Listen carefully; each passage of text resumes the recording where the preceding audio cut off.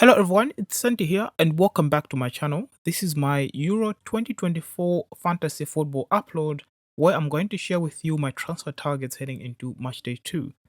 This is the team that I ended up with on Matchday 1. I had Doku, Olivier Giroud and Kai Havertz up front.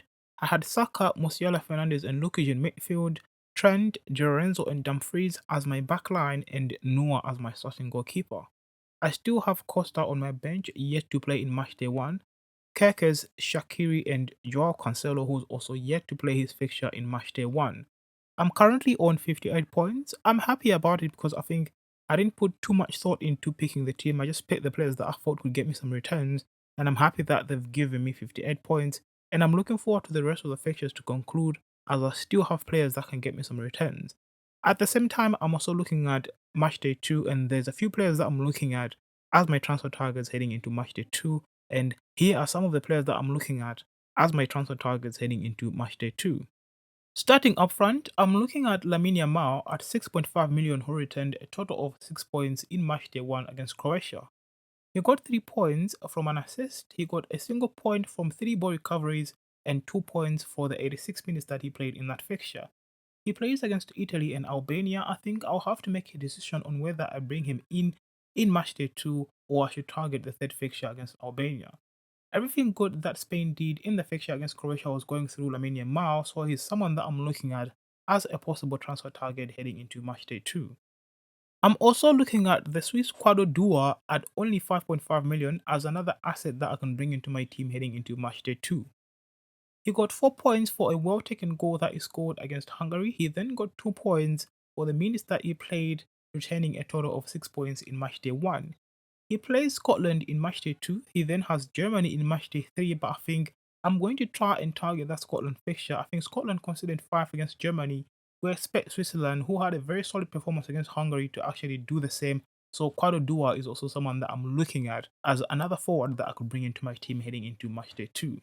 And finally, I'm looking at Cody Gakpo at 7.5 million as another asset that I could bring into my team heading into Matchday 2.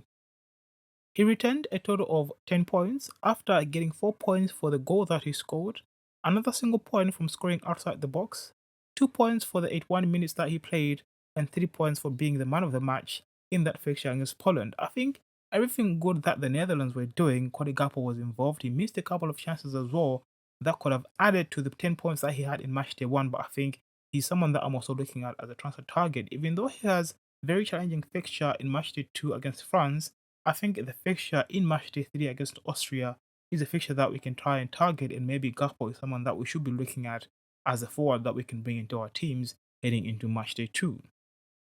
Looking at my midfield options, I'm looking at Florian Wirtz as my first transfer target in my midfield. He had 5 points for a goal that he scored, a single point for his clean sheet, a single point for 3 ball recoveries, a single point from scoring outside the box, and 2 points for the 63 minutes that he played, retaining a total of 10 points against Scotland. I think we cannot overestimate the performance. I think we expect Germany to have tougher fixtures, but he plays Hungary and Switzerland in the next 2 match days. Florian Wirtz is someone that I'm looking at as a transfer target in my midfield heading into matchday 2. I'm also looking at Nico Williams. Even though he only returned 3 points in matchday 1, 4 minutes, and 1 point for a clean sheet, I think he's someone that performed very well in that fixture against Croatia. Even though he didn't get much returns, I think his performance warranted more returns. Maybe we can expect him to get more returns against Hungary or Albania. He's someone that I'm looking at as another midfield asset. And finally, I'm looking at Jude Bellingham at 9.5 million as my final midfield transfer target heading into matchday 2. He managed to get a total of 12 points after getting 5 points for his goal, 2 points for the minutes that he played, a single point for the clean sheet, a single point for 5 ball recoveries, and 3 points for being man of the match in matchday 1. He plays against Switzerland and Slovenia in matchday 2 and 3. I think England and another team that we expect to do very well in this tournament. Ed Bellingham is one of those standout performers that we can hope to get some returns from, and he's also someone that I'm looking at as my midfield transfer target heading into Game Week 2. In defense, I'm only looking at Dani Carvajal at 5.5 million as my defensive transfer target heading into matchday 2.